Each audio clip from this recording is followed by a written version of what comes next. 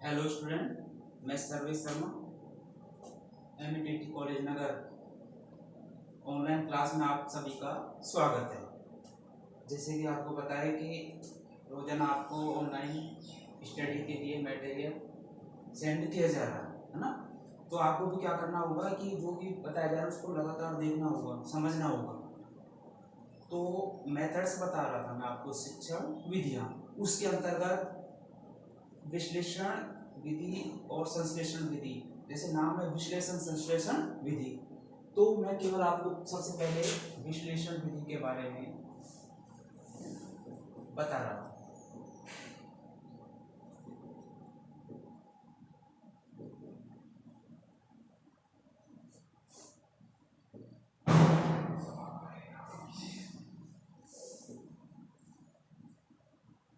विश्लेषण विधि, जैसे कि आपको पता है, इसके बारे में मैंने जो पिछली वीडियोस में बता दिया था कि विश्लेषण होता क्या है। विश्लेषण में क्या होता है कि जो समस्या होती है उसको छोटे छोटे भागों में विभाजित किया जाता है। तो समस्या का जो विच्छेदन है उसी को हम क्या कहते हैं, विश्लेषण कहते हैं। तो मेन चीज इसमें क्या मैथमेटिक्स में काम आती है ना। इसमें अज्ञात से ज्ञात की ओर जाते हैं, है ना। और मैथमेटिक्स में तो इसका विशेष रूप से प्रयोग है।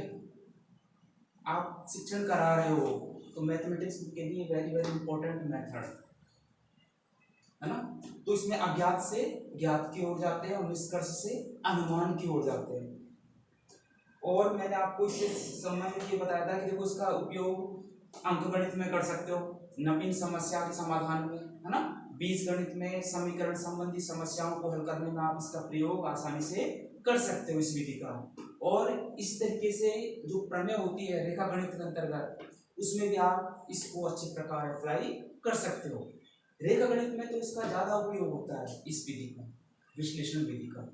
समस्या देखो, जब विश्लेषण किया जाता है ना तो समस्या आदि तो वहीं पर ही सॉल्व हो जाती है विश्लेषण के द्वारा, ठीक है ना। क्योंकि विश्लेषण जब हो जाता है, बच्चा उसका विश्लेषण करता है किस तरीके से, इसमें क्या दिया गया है, क्या दे रखा है, कैसे हम ज्ञात करेंगे, समस्या का समाधान कैसे होगा। तो ये सब चीजों का जब डिस्कशन पहले मौखिक रूप से हो जाता है ना, तब इसको सॉल्व करने में ज्यादा दिक्कत नहीं आती है। विश्लेषण जब कंप्लीट हो जाता है उसके बाद फिर संश्लेषण की क्रिया शुरू होती है। तो हमको सबसे पहले यही समझना है कि विश्लेषण के अंतर्गत क्या क्या सम्मिलित है, इसमें हमको क्या अप्लाई करना है, किस तरीके से इसको हम एडजस्ट करेंगे, ठीक है ना। तो देखिए मैथमेटिक्स में एक मैं आपको एक टॉपिक बता रहा हूँ, एक एग्जाम्पल दे रहा हूँ, उदाहरण, जिसके आधार पर आप समझ सकते हो कि इस विधि का प्रयोग किस प्रकार आप कर सकते हो। जैसे कि मान लो एक क्वेश्चन दिया गया है कि आयत की लंबाई 30 मीटर तथा चौड़ाई 20 मीटर है, तो क्षेत्रफल ज्ञात करो। क्षेत्रफल ज्ञात करो, किसका क्षेत्रफल, आयत का क्षेत्रफल। तो ये बच्चे के सामने आपने समस्या को प्रस्तुत कर दिया है। अब उसका समाधान किस प्रकार होगा, कैसे विश्लेषण करना पड़ेगा, कौन कौन से आप प्रश्न पूछोगे, इस एग्जाम्पल के द्वारा आपको आसानी से समझ में आ जाएगा कि अध्यापक किस प्रकार बच्चों से विश्लेषण करवाता है। तो जैसे कि जो प्रश्न है जो अध्यापक पूछेगा, है ना, और दूसरी संभावित उत्तर, संभावित हल कह सकते हो, ठीक है। क्या क्या कंडीशन बनेगी, कौन कौन से इसमें कंडीशन बनेगी, कौन कौन से आप प्रश्न पूछोगे। क्यों, बेसिक नॉलेज है बच्चे को आयत के बारे में और समस्या भी दे रखी है, इसमें क्लियर दे रखा है। अब क्या होगा ऐसी कंडीशन में, जब प्रश्न है, सबसे पहले प्रश्न क्या पूछा जाएगा, अध्यापक क्या प्रश्न पूछेगा कि बच्चों जो समस्या दे रखी है, प्रश्न दे रखा है, उसमें क्या दे रखा है, क्या दिया हुआ है। प्रश्न में क्या दिया है, ठीक है ना। तो इसका संभावित उत्तर क्या है? बच्चे क्या बताएंगे कि इसमें क्या दे रखा है? आयत की लंबाई दी गई है और चौड़ाई। आसानी से बताएंगे बच्चे कि इसमें क्या दे रखा है? आयत की लंबाई दी गई और आयत की चौड़ाई दी गई है ना। अब फिर नेक्स्ट जो क्वेश्चन किया जाएगा विश्लेषण के लिए, क्या क्वेश्चन किया जाएगा कि क्या ज्ञात करना है? क्या ज्ञात करना है? तो बालक आसानी से बताएंगे क्या ज्ञात करना है? आयत का क्षेत्रफल। आयत का क्षेत्रफल, ठीक है। इसके बाद क्या होगा? फिर आप नेक्स्ट क्वेश्चन बच्चों के सामने रखोगे कि आयत का क्षेत्रफल कैसे ज्ञात करेंगे। आयत का क्षेत्रफल कैसे ज्ञात करेंगे, ठीक है।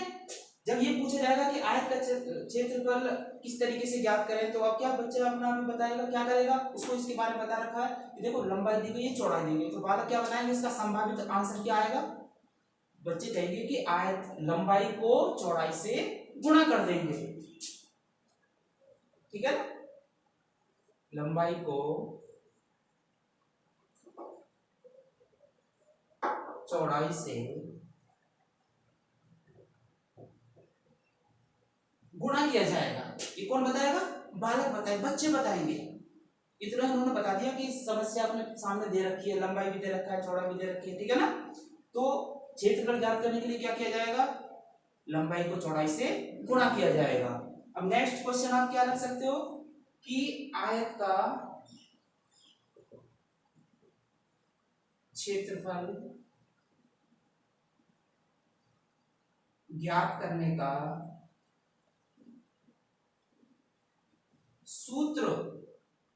सूत्र क्या है, ठीक है ना। तो क्या बताएंगे? क्योंकि उन्होंने बच्चों ने पहले बताया लंबाई को चौड़ाई से गुणा किया जाएगा, तो अपना भी वो बताएंगे इसका विश्लेषण करके कि इसका क्षेत्रफल का सूत्र क्या हो जाएगा? आयत का क्षेत्रफल लंबाई गुणा चौड़ाई,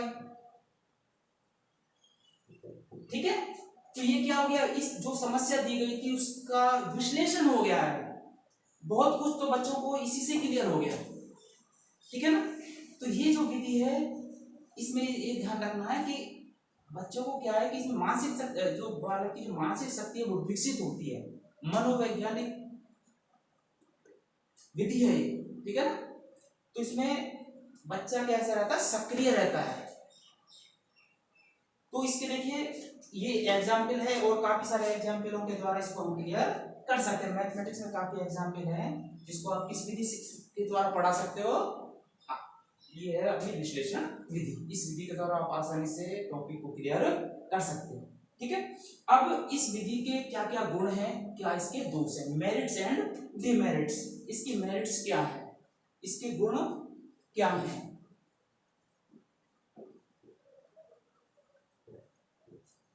ठीक है। इसके गुण क्या क्या होंगे? ये कैसी विधि है? क्रियाशील विधि है। इसमें रटने की प्रवृत्ति बच्चे में जागृत नहीं होती है, क्योंकि बालक स्वयं ही उसका क्या कर देता है? विश्लेषण कर देता है। यदि कुछ भूल भी जाता है बाय द वे तो वो पुनरावृत्ति करके उसको याद कर लेता है, ठीक है ना। मानसिक शक्ति विकसित होती है बालक की इस विधि के द्वारा। तो काफी सारी चीजें इसमें निकल के आ जाती है। खोज करने वाली विधि होती है ना। इसके बाद इसके डिमेरिट्स भी हैं, दोष भी होते हैं, क्योंकि जब गुण होते हैं तो इसके निश्चित रूप से दोष भी होंगे, ठीक है। इसके दोष क्या होंगे? इसके दोष में क्या है कि सबसे मेन बात है इसमें कि इस विधि के द्वारा जब पढ़ाते हैं ना तो समय ज्यादा लगता है। जो निर्धारित पाठ्यक्रम है वो निर्धारित अवधि में पूरा नहीं हो पाता है, ठीक है। तो ये इस तरीके से कैसी विधि कह सकते हो, इसमें जो कमजोर बालक है ना उनको इसमें दिक्कत आ जाती है। तो इसलिए ये जो छोटी जो बालक है उनके लिए ज्यादा उपयोगी नहीं होती है, क्योंकि उनकी मानसिक शक्ति इतनी विकसित नहीं हो पाती, ठीक है, तो आज केवल इतना ही विश्लेषण विधि मैंने आपको कंप्लीट करा दी है। धन्यवाद।